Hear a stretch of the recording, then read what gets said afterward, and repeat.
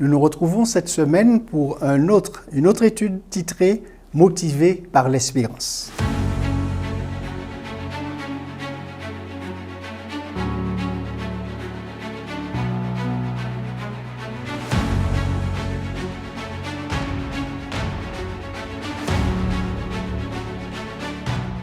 L'étude de cette semaine s'appuie sur ce verset du livre du prophète Ésaïe qui se trouve au chapitre 25, verset 9 et qui dit « En ce jour, l'on dira « Voici, c'est notre Dieu en qui nous avons confiance et c'est lui qui nous sauve.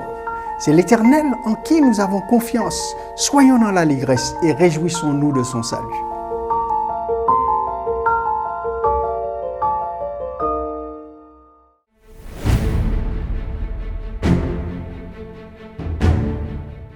Le prophète loue Dieu dans Ésaïe chapitre 24, à partir du verset 25, pour ses jugements, pour ses bienfaits salvateurs et pour son salut victorieux. Le chapitre 25, versets 1 à 5, c'est un chant de louange. Le prophète élève la voix pour remercier le Seigneur d'avoir mis fin au règne du péché et établi son royaume glorieux, comme c'était annoncé au chapitre 24, au verset 23. Le plan pour le salut de l'homme n'était pas une réflexion secondaire. Bien avant la création de ce monde, Dieu a pris conseil avec Christ concernant le plan à suivre en cas d'urgence du péché. Christ s'est alors offert et est devenu l'agneau immolé dès la fondation du monde. Alors, commença donc le conseil de paix tel que Zacharie nous le dit au chapitre 6, entre Christ et le Père en faveur de l'humanité perdue. C'était le dessein éternel de Dieu, que l'homme jouisse de la vie et à la réalisation de ce dessein, toutes les ressources du ciel étaient consacrées. Dans l'histoire, la Babylone littérale s'est dressée contre Jérusalem et à travers ce centre païen, Satan a déployé de puissants efforts pour contrôler le monde, mais celui-ci devait être réduit en un tas de ruines. Dans les jours précédant immédiatement la seconde venue du Christ, la mystique Babylone sera détruite. La destruction de Babylone est typique de la destruction de la puissance et de la puissance de Satan. L'oppression des étrangers dans ce texte est ici comparée à la chaleur accablante d'une sécheresse prolongée qui ravage les pâturages et dessèche la terre. Mais la chaleur sera dissipée par un nuage rafraîchissant que Dieu amènera pour éclipser son peuple. Lorsque le Seigneur interviendra, le chant de ses ennemis impitoyables du peuple de Dieu s'arrêtera. Et à cette fête du couronnement du Christ, Dieu appelle les hommes, tous, à accepter son invitation.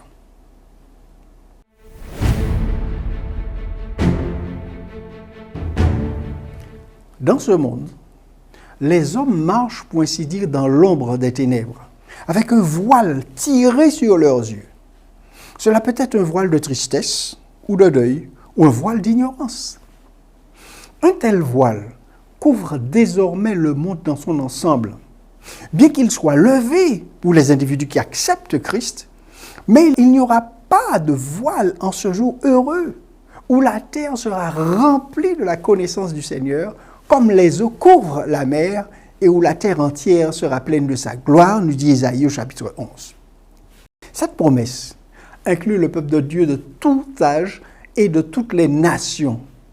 Ésaïe présente une image glorieuse de la résurrection, de la délivrance de la mort qui sera accomplie lorsque Jésus reviendra régner.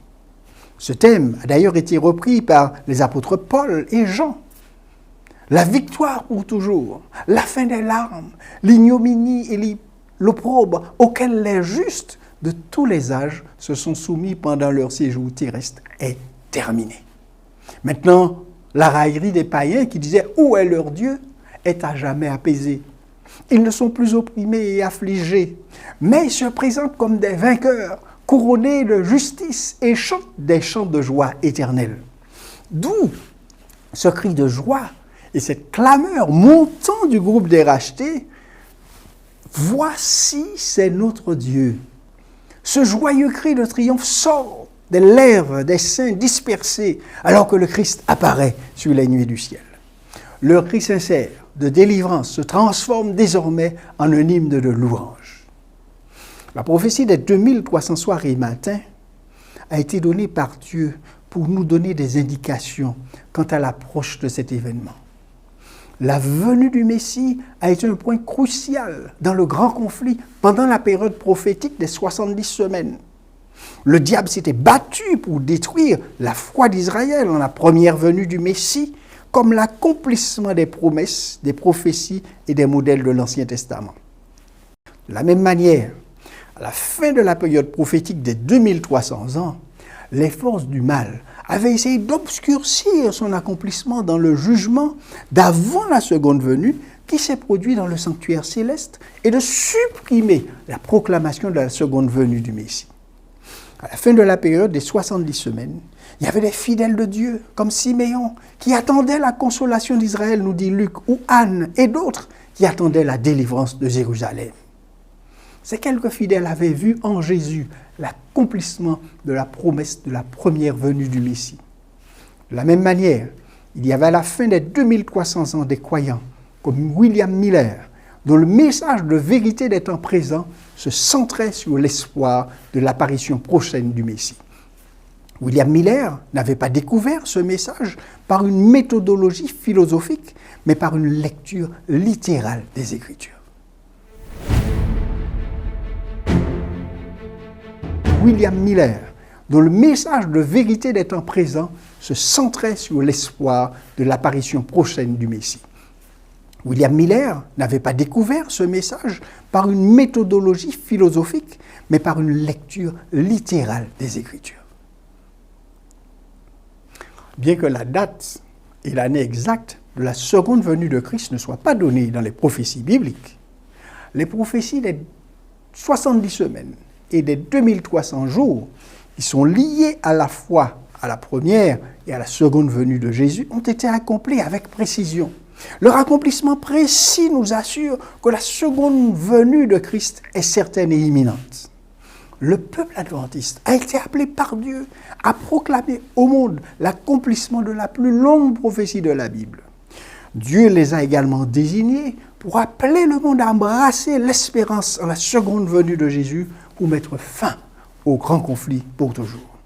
Et en ce jour-là, ceux qui ont attendu, qui ont eu confiance après l'apparition de nombreux faux Christ et après le chef-d'œuvre de tromperie de Satan, son imitation du Christ, reconnaîtront maintenant avec joie celui qu'ils ont attendu patiemment pendant si longtemps. Les méchants ont acclamé Satan comme Christ et comme le sauveur du monde, mais les saints ont nié leur allégeance à Satan et l'ont réservé à Jésus.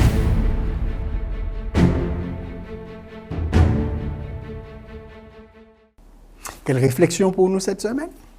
La première question est comment la seconde venue de Christ apporte-t-elle de l'espoir dans notre contexte religieux et ou culturel? La deuxième, comment pouvez-vous expliquer à vos proches que le retour de Jésus est la seule espérance de l'humanité? Et la troisième question de réflexion, comment partager avec vos connaissances la façon dont la vérité biblique a transformé non seulement votre vie, mais aussi la vie de votre famille et de votre communauté. Je vous souhaite une excellente étude.